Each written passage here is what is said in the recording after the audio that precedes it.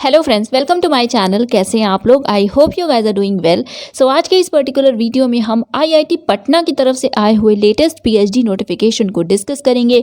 Yes, IIT Patna की तरफ से एप्लीकेशंस इनवाइट किए गए हैं for MTech by research and for PhD as well. So हम इस वीडियो में स्पेसिफिकली बात करेंगे यस पीएचडी एडमिशन की, बट अगर आप इंटरेस्टेड हो एमटेक रिसर्च में तो यस आप उसे भी देख सकते हैं, उस नोटिफिकेशन को भी देख सकते हैं। इस वीडियो को देखने के बाद अगर आपको लगे कि ये वीडियो हेल्पफुल है, ये चैनल हेल्पफुल है, तो प्लीज़ इस वीडियो को शेयर और चैनल को सब्सक्राइब कर लीजिएगा। ऑल्सो एक लास्ट वीडियो हमने देखा था आईआईटीज़ से रिलेटेड, जिसमें हमने सभी आईआईटीज़ के अपडेट्स को डिस्कस किए थे, जो कि तब तक की थी। ओके, सो आप उस वीडियो को देख सकते हैं। एंड बाकी जैसे आईआईटी पटना है, इनकी नोटिफिकेशन आ चुकी है, सो हम इसे देखेंगे। एंड बाकी ग्रेजुअली जो भी नोटिफिकेशन आएंगी हम उन्हें भी ज़रूर डिस्कस करेंगे।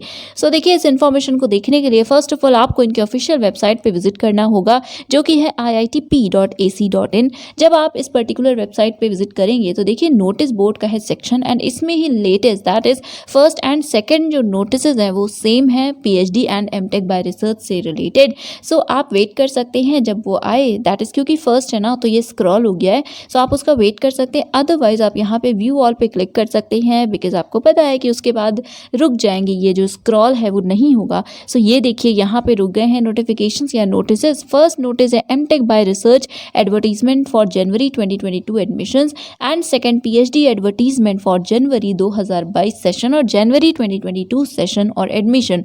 सो चलिए हम ओपन करते हैं इस नोटिफिकेशन को और देखते हैं एलिजिबिलिटी कंडीशंस को, ऑल्सो क्या क्या सब्जेक्ट एंड एरियाज अवेलेबल हैं उन्हें। तो चलिए ओपन करते हैं इसे। सो यस, ये है एडवर्टीजमेंट और नोटिफिकेशन। सो पीएचडी एडमिशन जनवरी 2022 और जनवरी 2022। So applications are invited for admission to the PhD programme starting in January 2022 in the following department. So क्या डिपार्टमेंट है और किस डिपार्टमेंट के किन किन एरियाज में आप रिसर्च कर सकते हैं वो यहाँ पे है। सो गाइज हम डिपार्टमेंट देखेंगे, आप प्लीज़ जो भी एरियाज अवेलेबल हैं उन्हें चेक कर लीजिएगा। सबसे पहले है chemical and biochemical engineering department, then chemistry है। एरियाज में आप organic, inorganic, physical, then materials, polymer, biochemistry etcetera देख सकते हैं। Next civil and environmental engineering. Civil में स्पेशलाइजेशन स्ट्रक्चरल भी है, जियोटेक्निकल भी है, ट्रांसपोर्टेशन भी है, then environmental engineering, and last hydraulics and water resources engineering. Next computer science and engineering है। देन उसके बाद नेक्स्ट डिपार्टमेंट है हमारा electrical engineering, then HSS. So yes, HSS में इंग्लिश अवेलेबल है, लिंग्विस्टिक्स भी है, इकोनॉमिक्स भी है, एंड सोशल स्टडीज़ है, जिसमें आप एरियाज चेक कर लीजिएगा। एंड यस, मैनेजमेंट भी यहाँ पे अवेलेबल है। मैनेजमेंट में एचआरएम है, ऑर्गेनाइजेशनल बिहेवियर एरिया है, then applied psychology, industrial and organisational psychology. Okay sorry. So उसके बाद है metallurgical and materials engineering, then maths है, next mechanical engineering, then physics है। सो यस, ये ओवरऑल डिपार्टमेंट्स है, एरियाज आप देख लीजिएगा। नेक्स्ट पॉइंट है applicants having external fellowship from recognised government funding agencies are encourage. So आप अगर जेआरएफ हैं, आपको अगर किसी फंडिंग एजेंसी से स्कॉलरशिप फेलोशिप मिलेगी तो आपको एनकरेज किया गया। सो बेसिकली आपको प्रेफरेंस मिलेगी। बट येस, अगर जेआरएफ नहीं सिर्फ नेट या गेट हैं तो भी आप एलिजिबल हैं। सो कैटेगरी में देखिए रेगुलर एंड फुल टाइम पहली कैटेगरी है, जो कैंडिडेट्स रेगुलर होंगे, फुल टाइम पीएचडी करेंगे। इसमें दो सब कैटेगरीज हैं। सबसे पहले है इंस्टीट्यूट फेलो, जिन्हें इंस्टीट्यूट की तरफ से असिस्टेंटशिप या फिर फेलोशिप मिलेगी। इसके लिए कंडीशन भी है। सो कंडीशन क्या है, देखिए पहली बात तो येस डायरेक्ट पीएचडी यहाँ पे अवेलेबल है। सो अगर आप डायरेक्टली बीटेक के बाद, बैचलर्स के बाद करना चाहते हैं पीएचडी, सो यस आप कर सकते हैं। उसी से रिलेटेड यहाँ पे भी लिखा है, देखिए फर्स्ट पॉइंट जो है बीई बीटेक या फिर अगर एमएससी है, MA, MBA, MCA equivalent degree है वैलिड गेट स्कोर के साथ, और या फिर नेट क्वालिफिकेशन है, तो आप एलिजिबल होंगे इंस्टीट्यूट फेलोशिप के लिए। देन नेक्स्ट आप देख सकते हैं बीटेक अगर आपने आईआईटी से किया है विद सीजीपीए 8 और एबव, तो आप गेट रिक्वायरमेंट से एग्जेम्प्टेड हैं। आपके पास गेट नहीं है, आपने गेट क्वालिफाई नहीं किया है, तो भी आप एलिजिबल हैं अप्लाई करने के लिए। नेक्स्ट अगर आपने एमटेक किया है, एमफिल किया है, एमई या इक्विवेलेंट ऐसी डिग्रीज हैं आपके पास, सो गेट या नेट तो रिक्वायर्ड है, बट यस वैलिड गेट यहाँ पे नहीं लिखा है, यही डिफरेंस है। ओके, नेक्स्ट यहाँ पे है रिसर्च फेलोज, सो जीआरएफ या एसआरएफ है तो यस आपको फेलोशिप एजेंसी की तरफ से मिलेगी, एंड ये भी कैटेगरी है। नेक्स्ट है स्पॉन्सर्ड कैटेगरी, जिसमें आप करेंगे पीएचडी बट आप स्पॉन्सर्ड होंगे किसी गवर्नमेंट ऑर्गेनाइजेशन से, किसी इंडस्ट्रियल आर&डी ऑर्गेनाइजेशन से, किसी एकेडमिक इंस्टीट्यूशन एक्सेट्रा से। सो आप इसे चेक कर लीजिएगा। एंड यस एनओसी आपको वहाँ पे प्रोवाइड करनी होगी, अपलोड करनी होगी। या आई थिंक शायद आपको इंटरव्यू के टाइम पे या एनओसी सबमिट करनी होगी। सो आप एक बार इसे पढ़ लीजिएगा क्या पॉइंट्स लिखे हैं। नेक्स्ट है सेल्फ फाइनेंस। सो बेसिकली आप फुल टाइम पीएचडी कर सकते हैं, बट आपको असिस्टेंटशिप नहीं मिलेगी, फ़ी आपको खुद पे करनी होगी, एंड विदाउट फेलोशिप अगर आप चाहें पीएचडी कर सकते हैं, ये भी कैटेगरी है। बट येस, गेट या नेट क्वालिफाई होना चाहिए। नेक्स्ट है प्रोजेक्ट स्टाफ। सो आप एज प्रोजेक्ट स्टाफ भी चाहें तो पीएचडी में एनरोल हो सकते हैं। सो येस, इसमें भी आपके पास गेट या नेट होना चाहिए। So basically gate net required है हर कैटेगरी के लिए, राइट। देन इसके बाद है एम्प्लॉयड एंड पार्ट टाइम। सो आप एम्प्लॉयड हैं, रेगुलर एम्प्लॉय हैं, एंड आप पार्ट टाइम पीएचडी करना चाहते हैं, सो येस आप देख सकते हैं, आप अप्लाई कर सकते हैं, और यहाँ पे जो कंडीशंस है उसे पढ़ लीजिएगा। नेक्स्ट है मिनिमम एलिजिबिलिटी क्राइटेरिया। सो सबसे पहले एज लिमिट यहाँ पे गिवन है 28 ईयर्स है उन कैंडिडेट्स के लिए जिन्होंने बीटेक किया है, बीई, एमएससी, एमए, एमसी और MBA. So basically direct PhD के लिए अगर आप जाने वाले हैं सो 28 ईयर्स, या फिर अगर एमएससी किया है आपने और आप पीएचडी करना चाहते हैं सो 28 ईयर्स की है age limit.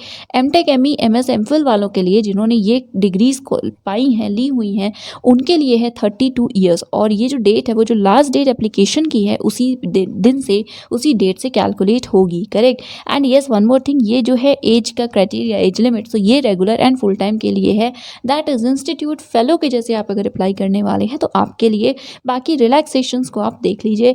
So now eligibility criteria क्या है। सबसे पहले है PhD in engineering. So engineering के डिपार्टमेंट्स में, ब्रांचेस में आप करना चाहते हैं पीएचडी, सो क्या है कंडीशन। सबसे पहले अगर आपने एमटेक किया है, एमई डिग्री है आपके पास, दैट इज मास्टर्स है इंजीनियरिंग या टेक में, साथ में सीपीआई मिनिमम 6.5 या उससे ज़्यादा है, या 60% मार्क्स हैं, तो येस आप एलिजिबल हैं। या फिर आपने बैचलर्स लिया हुआ है, बैचलर्स डिग्री आपके पास है इंजीनियरिंग या टेक में किसी रेलिवेंट एरिया से, एंड सीपीआई आपका 8 हो, या फिर परसेंटेज 75% है, तो आप एलिजिबल हैं। आईआईटी से अगर आपने किया हुआ है बैचलर्स डिग्री एंड आप डायरेक्ट पीएचडी करना चाहते हैं और सीपीआई आपका 7 या उससे ज़्यादा है, तो येस आप भी एलिजिबल हैं। नेक्स्ट, येस अगर आपने एमएससी किया है और आप चाहते हैं इंजीनियरिंग के किसी ब्रांच से पीएचडी करना तो कर सकते हैं, प्रोवाइडेड आपका सीपीआई 7.5 हो या फिर परसेंटेज 70% मिनिमम होनी चाहिए, okay. Next, PhD in sciences है। सो यहाँ पे इनमें से कोई एक क्राइटेरिया फुलफिल करते हो। Masters degree, that is masters in science, MSc degree है, सीपीआई 6.5 या 60% मार्क्स या उससे ज़्यादा के साथ, सेम एमफिल है, तो फिर येस आप एलिजिबल हैं। या फिर अगर एमटेक किया है आपने, मास्टर्स डिग्री इंजीनियरिंग टेक में है, 6.5 या 60% मार्क्स के साथ, तो आप एलिजिबल हैं। नेक्स्ट, डायरेक्ट पीएचडी अगर आईआईटी से आपने बैचलर्स किया है 7 या उससे ज़्यादा सीपीआई के साथ, तो आप एलिजिबल हैं। और किसी पर्टिकुलर इंस्टीट्यूट से किया है तो 8 सीपीआई या 75% मार्क्स हैं, तो आप एलिजिबल हैं। नेक्स्ट, एचएसएस के लिए एमफिल या मास्टर्स डिग्री है आर्ट्स, कॉमर्स या साइंस में, एमएससी, एमकॉम, एमए किया है 55% मार्क्स के साथ, तो आप एलिजिबल हैं। या फिर masters degree in engineering tech या डिज़ाइन है 60% मार्क्स या 6.5 सीपीआई के साथ, तो आप एलिजिबल हैं। या डायरेक्टली आप चाहें तो बीटेक के बाद भी कर सकते हैं पीएचडी एचएसएस के सब्जेक्ट्स में। अगर आईआईटी से बैचलर्स हैं तो 7 सीपीआई, अगर नहीं है तो 7.5 सीपीआई, 70% मार्क्स होने चाहिए, ओके। सो येस, ओवरऑल ये एलिजिबिलिटी कंडीशन है। देन डायरेक्ट एडमिशन है, कौन से ऐसे कैंडिडेट्स हैं जिन्हें कि वेवर मिला हुआ है from entrance test. So conditions में आप देख सकते हैं, देखिए बेसिकली जो भी अगर ब्राइट स्टूडेंट्स हैं, एक्सेप्शनली ब्राइट है, एक्सेप्शनली टैलेंटेड हैं, सो आप बिना एंट्रेंस के भी डायरेक्टली अप्लाई कर सकते हैं। डायरेक्टली आपका एडमिशन हो सकता है पीएचडी में, उसके लिए 2 कंडीशन है। And one more thing, sorry for the throat, actually आपको बताया था मैंने कि थोड़ा सा इशू है, सो इसलिए लाउडर जो होता है ना, हाई पिच के साथ बोलना थोड़ा सा मुश्किल हो रहा है। So anyways, I really hope कि प्रॉब्लम आपको नहीं होगी बिकॉज माइक तो नॉर्मल है, बट एनीवेज अगर है ऐसा कुछ तो please bear with me. I think 1-2 दिनों में everything will be fine. So देखिए 2 ऑप्शंस हैं। सबसे पहले तो बीटेक है, आईआईटी से ग्रेजुएट हैं आप, बीटेक आपने दैट इज़ आईआईटी से किया है लास्ट 5 ईयर्स के अंडर, एंड डिग्री जो है आपकी उसमें मार्क्स आपके 8 सीपीआई या फिर ओके, सो 8 सीपीआई या सीजीपीए हो या उससे ज़्यादा, ठीक है। नेक्स्ट है एंड आपने मास्टर्स किया हुआ है, वेट, सो मास्टर्स किया है फ्रॉम आईआईटीज़ और आईआईएससी लास्ट 5 ईयर्स में, एंड आपके जो मार्क्स रहे हैं वो 8.5 या इससे ज़्यादा रहे हैं, ठीक है, तो आप एलिजिबल हैं। बट हाँ, आपको अप्लाई तो करना है ऑनलाइन, साथ में आपको additionally an email must be sent with scanned copy of the supporting documents to this particular email ID. So basically आपको ईमेल भी करना होगा, अप्लाई कर लीजिएगा, उसके बाद अपने जो डॉक्यूमेंट्स हैं ऑब्वियसली मार्कशीट वगैरह वो आपको स्कैन्ड कॉपीज़ उसकी इस पर्टिकुलर ईमेल आईडी पे सेंड करनी है। बट येस, ये कैटेगरी एचएसएस के लिए नहीं है, ये सिर्फ इंजीनियरिंग एंड साइंसेस के लिए है मेनली। 5% का रिलैक्सेशन होगा मार्क्स में एससी एसटी के लिए। देन फाइनेंशियल सपोर्ट आपको पता है 31,000 पर मंथ होता है, साथ में और भी आपके जो भी अलाउंसेस होते हैं वो भी होते हैं।